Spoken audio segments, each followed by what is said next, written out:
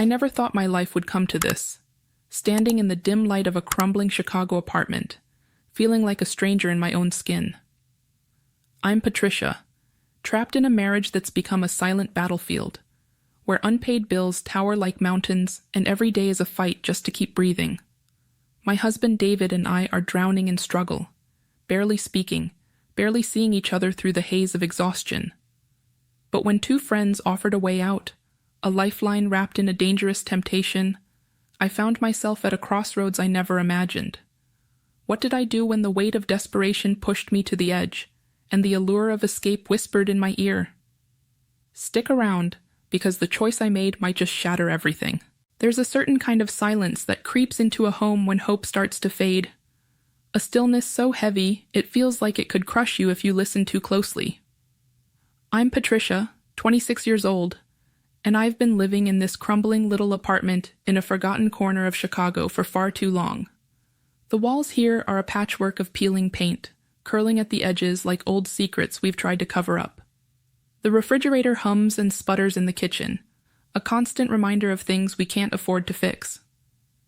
I've been married to David for 6 years now, but it feels like an eternity, not because of love stretching time, but because of the weight we carry.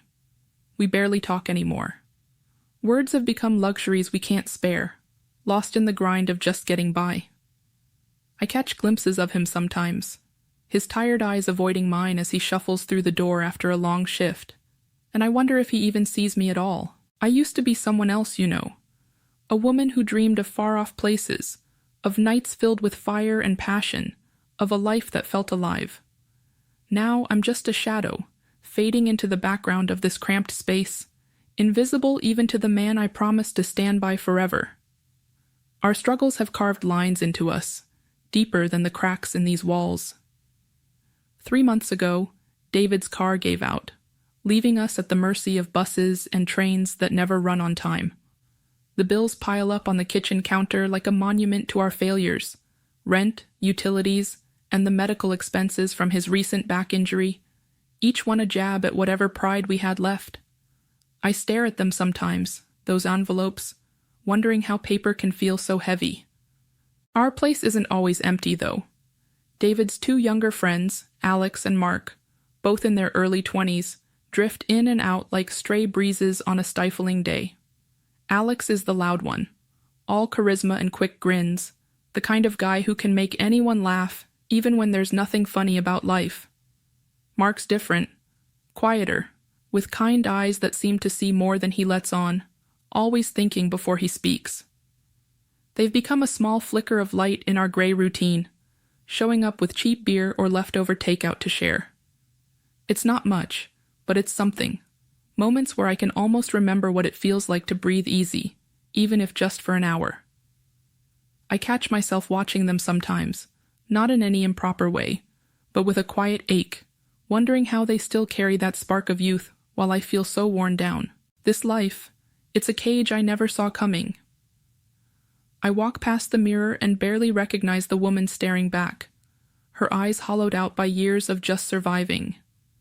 There's a longing in me, a desperate pull for something more. To be seen, to be felt, to remember what it's like to matter. I don't know what lies ahead, but I keep moving forward, one grueling day at a time. My alarm blares at 5 a.m., a harsh reminder that rest is a luxury I can't afford. I drag myself out of bed, the cold floor biting into my bare feet as I stumble to get ready for another double shift at the diner down the street. My sneakers are worn thin, the soles practically begging for mercy as I tie them on, knowing they'll carry me through 16 hours of aching steps. At the diner, the air smells of burnt coffee and grease, and the regulars grumble their orders without so much as a glance my way. I pour their cups with a forced smile, my hands steady despite the exhaustion pulling at my bones. Every clink of a coin in my tip jar feels like a small victory, but as I count the meager change during my break, I know it's barely enough to cover a week's worth of groceries. Each penny is a lifeline, yet it slips through my fingers faster than I can hold on. When my shift finally ends, I trudge home, my legs heavy as if they're made of lead. The apartment is dark when I step inside, the only sound the faint creak of the recliner where David sleeps. His face, even in rest, is etched with lines of weariness from his part-time gig at the warehouse. I don't wake him. Instead, I tiptoe to the kitchen, heating up last night's leftovers in the microwave, the hum of the appliance louder than any conversation we've had in weeks. As I eat alone at the counter, I can't help but feel more like a stranger sharing space than a wife sharing a life. I miss him, miss us. I miss the way his eyes used to light up when they met mine, like I was the only thing in the world worth seeing. I miss the laughter that used to spill out of us so easily, the dreams we spun together late at night when the future felt like a promise instead of a burden. There's this memory that haunts me, one I cling to when the silence gets too loud. It was our first anniversary, and we were broke even then, but so full of each other that it didn't matter. A sudden rainstorm caught us on our way home from a cheap diner date, and instead of running for cover, David pulled me close and spun me around right there on the sidewalk. We danced under the downpour, soaked to the skin, laughing like fools as the water streamed down our faces. His hands were warm on my waist, his breath hot against my ear as he whispered things that made my heart race, sweet nothings that felt like everything. Now, that warmth is a ghost, replaced by a cold distance I don't know how to cross. The rain doesn't dance with us anymore. It just leaks through the ceiling, staining the walls of this tired place. Sometimes Alex and Mark stop by, their energy a sharp contrast to the heaviness that clings to David and me. It's late, the kind of hour where the world outside feels like it's holding its breath. I'm slumped on the couch, the weight of another endless day pressing down on me, when there's a soft knock at the door. My heart gives a little jolt, not out of excitement, but from the sheer surprise of someone showing up unannounced. I drag myself up, smoothing my worn-out sweater as if it matters, and open the door to find Alex and Mark standing there, their faces half-shadowed in the dim hallway light. I force a tired smile, assuming they're just here to hang out, or maybe ask for something trivial. "Hey guys, come on in," I say, stepping aside as they shuffle past me, their presence filling the small space with an unfamiliar energy. The living room is barely lit, just the faint glow of a single lamp casting long shadows across the walls. The air carries the stale scent of coffee from a pot I brewed hours ago, a bitter reminder of how I've been trying to keep myself awake, just to avoid the silence of sleep. I gesture toward the couch, noticing how Alex fidgets with his phone, his fingers tapping restlessly against the screen, while Mark keeps his gaze low, avoiding my eyes like he's carrying some unspoken burden. The quiet between us stretches tight, an awkward thread I don't know how to cut. "Want some water or something?" I ask, my voice sounding thinner than I mean it to, as I head toward the kitchen just to have something to do with my hands. I'm filling a couple of glasses when Alex finally speaks, his voice low, almost too steady for the moment. "Patricia, we've been noticing things lately. How tough it's been for you and David." I freeze, the tap still running for a second before I shut it off, my grip tightening on the edge of the sink. I turn slowly, the glasses forgotten, as he goes on. "We've seen the bills piling up on the counter when we've been over.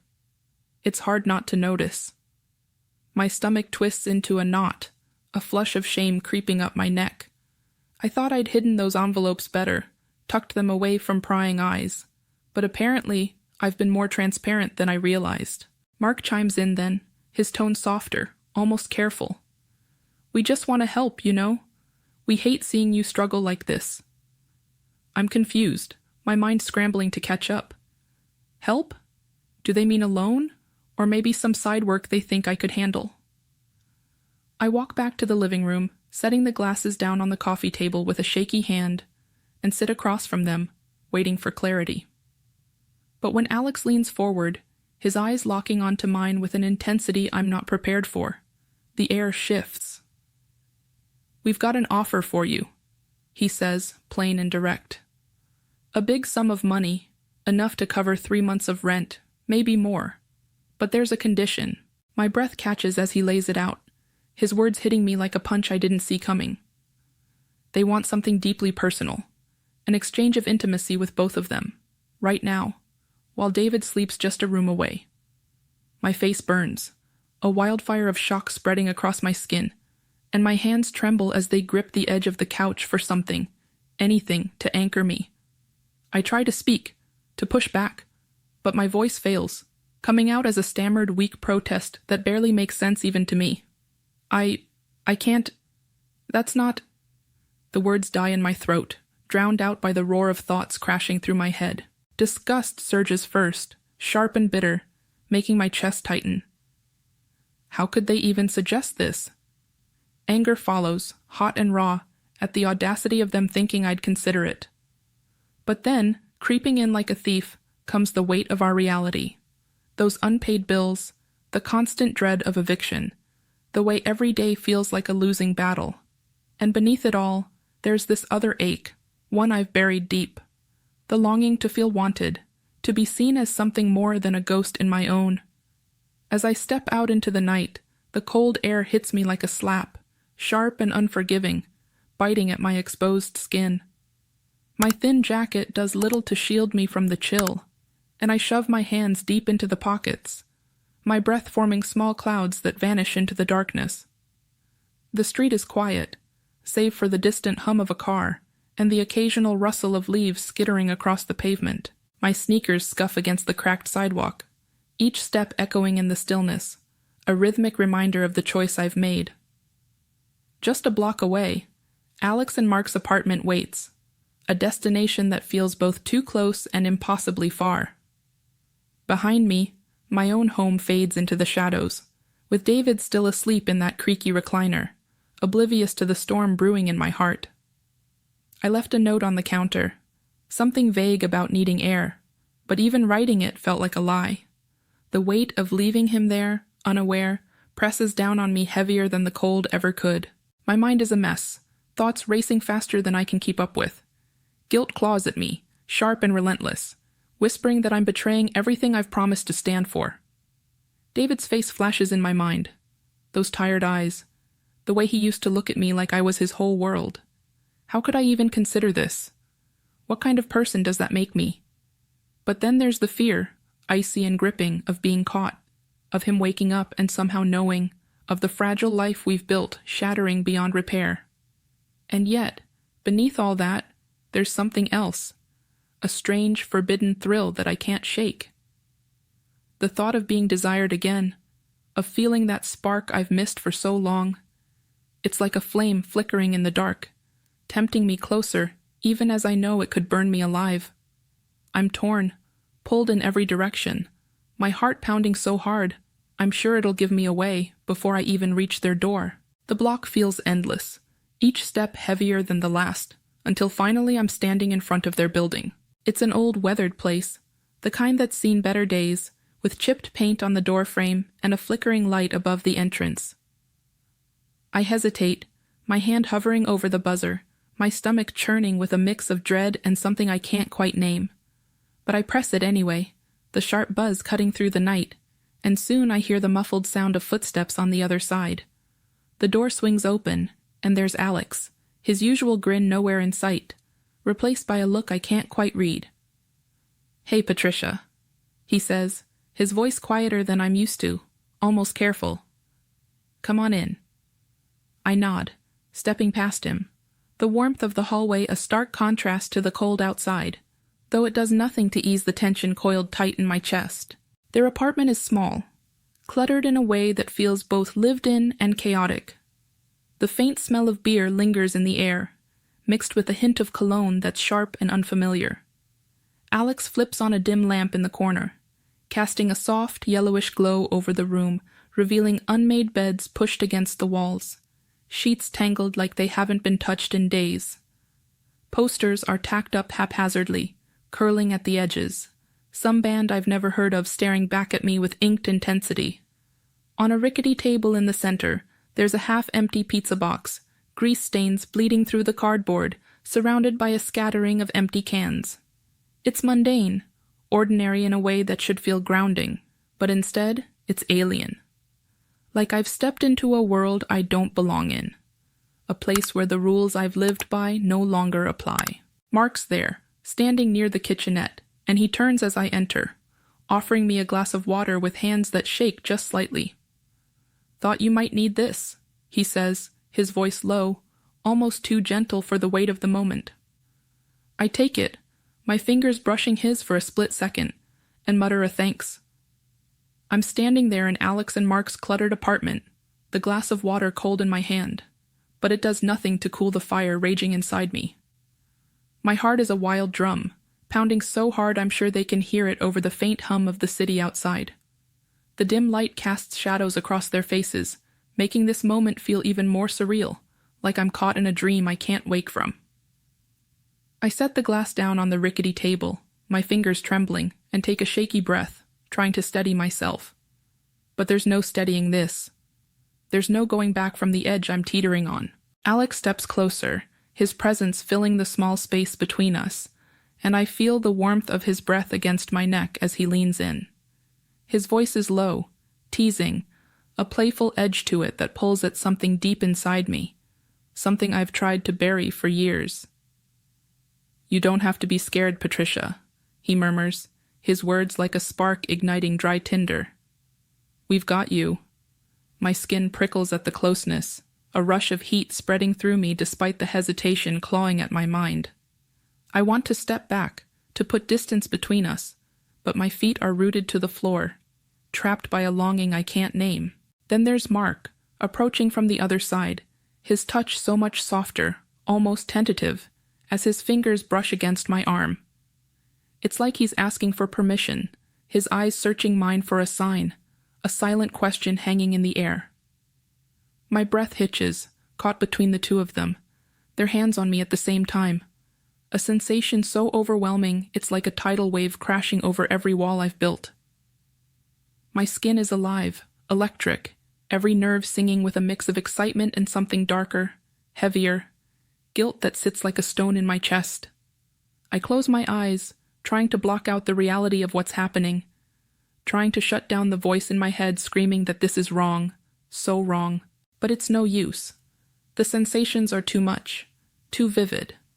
Alex's whispers keep coming, each one a playful nudge, coaxing me further into this forbidden dance, his words painting pictures of desire that make my pulse race even faster. Mark's reassurances are quieter, gentler, a steady hand in the storm, telling me it's okay to let go, just for a little while. My body responds before my mind can catch up, leaning into their warmth, craving the feeling of being wanted after so long of feeling invisible. It's like a dam breaking, years of pent-up need spilling out, drowning out the shame that tries to pull me under. I'm caught in the current, swept away by the intensity of it all, by the way their closeness makes me feel powerful, seen, alive for the first time in what feels like forever. Yet, even as I lose myself in the moment, there's a sharp sting piercing through the haze, David's face flashing behind my closed eyes, his tired smile, the way he used to hold me like I was his everything. It cuts deeper than I can bear. Betrayal isn't just a word, it's a blade, slicing through the fleeting thrill, reminding me of the vows I made, the life I'm risking. My chest tightens, a war raging inside me between the desperate need for this escape and the crushing weight of what I'm doing to him, to us. I try to push the image away, to focus on the here and now, on the temporary relief this promises, both the financial lifeline and the emotional validation I've craved for so long. But it's a hollow victory, the guilt lingering like a shadow I can't outrun. Time blurs, the world narrowing to just this room, just this moment. It's intense, a tangle of emotions and sensations I can't untangle, a push and pull between surrender and resistance. I'm adrift, letting myself be carried by their rhythm, by the way they seem to know exactly how to draw me out of the shell I've been hiding in. It's not just about the physical. As the first hints of dawn creep through the city, painting the sky a bruised shade of gray, I'm sneaking back into my apartment, my heart hammering against my ribs like it's trying to break free. The door creaks as I push it open, the sound slicing through the stillness, louder than a scream in my ears. I freeze, holding my breath, my eyes darting toward the bedroom where David lies asleep, unaware of the storm I've just walked through. My sneakers are silent against the worn floorboards as I tiptoe past, every step deliberate, every muscle tense with the fear of waking him. I can't face him right now. Not with the weight of what I've done pressing down on me, heavy as a stone. I slip into the bathroom, closing the door with a soft click, and flick on the light. The harsh fluorescence buzzes above me, casting a cold glow over my face as I stand before the cracked mirror. I barely recognize the woman staring back at me. My eyes are hollow, shadowed with something darker than exhaustion. Guilt, maybe, or shame. My hands tremble as I grip the edge of the sink, the envelope of cash clutched tight in my other fist, the paper crinkling under my fingers. Each bill inside feels like a shard of glass, cutting into me with every thought of how I earned it. I can still feel the echoes of the night on my skin, a lingering warmth that both thrills and sickens me, a reminder of choices I can't unmake. I can't keep this envelope out in the open, not where David might stumble across it. My breath is shallow as I creep back into the bedroom, the darkness wrapping around me like a shroud. He's still asleep, his breathing slow and steady, oblivious to the chaos churning inside me. I kneel beside the bed, sliding a dusty shoebox from underneath, the cardboard rough against my palms. I lift the lid, the faint scent of old leather wafting up, and carefully place the envelope inside, tucking it beneath a pair of worn-out boots. Each bill I lay down feels like a piece of my guilt, piling up, a secret I'm burying under layers of everyday things. I push the box back into place, my hands still shaking, and sit back on my heels, staring at the space where it hides, wondering if I've just buried a part of myself along with it. The days that follow are a slow, agonizing blur. I go through the motions, pretending everything is normal, but it's like walking on a tightrope, one wrong step away from falling into the abyss. I'm in the kitchen each morning, the smell of burnt toast and cheap coffee filling the air as I cook breakfast for David. He sits at the counter, bleary-eyed from another late shift, mumbling a quiet thanks as I slide a plate in front of him. I force a smile, my lips tight, my voice unnaturally bright as I ask about his day. Small talk has never felt so heavy, every word a lie, every glance a risk that he'll see through me. I can't meet his eyes for long, those tired, trusting eyes that used to hold so much warmth. Now they feel like a mirror reflecting everything I'm hiding. Paranoia becomes my constant companion, a shadow that follows me everywhere. The phone rings one afternoon, a shrill sound that makes me jump, my heart leaping into my throat as I fumble to answer it. It's just a telemarketer, but for a split second, I'm convinced it's someone who knows, someone calling to expose me. When Alex and Mark stop by a few days later, their voices casual as they ask if David's around. I can barely look at them. I mumble something about him being at work, keeping the door half closed, my body blocking the entrance like a shield. Their presence is a reminder I don't need, a spark that reignites the memory of that night, the forbidden rush I felt, and the crushing weight of what came after. I shut the door as soon as they leave, leaning against it, my breath ragged, wondering if they can sense the tension radiating off me. Even David's touch, once a comfort, now, don't forget to subscribe, like, and comment if you enjoyed this story. This will help us create more engaging stories for you.